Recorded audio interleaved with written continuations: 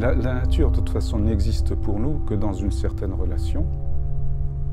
Rechercher la nature pour la nature, c'est très largement une quête moderne, née largement du fait que notre civilisation a beaucoup transformé la nature, beaucoup transformé l'environnement. En coupant notre être de notre milieu, on en a fait un environnement objet, mécanique.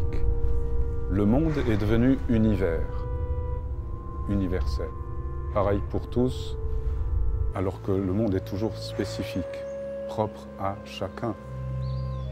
Pour arriver à surmonter cette acosmie, nous avons besoin d'une révolution dans nos manières de penser, c'est-à-dire de dépasser le dualisme et le mécanicisme moderne.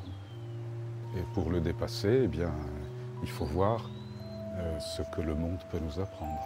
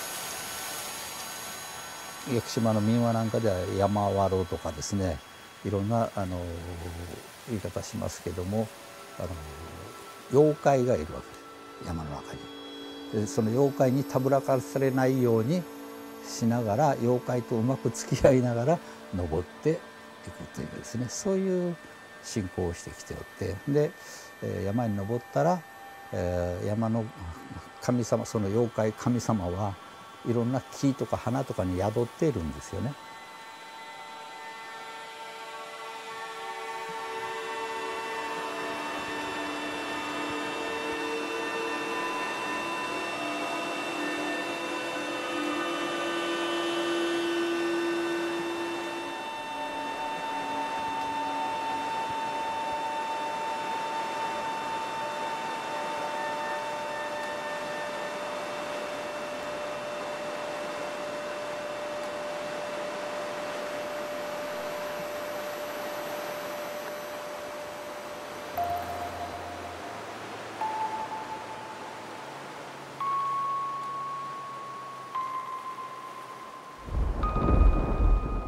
閉めときますね、台風が来ますから。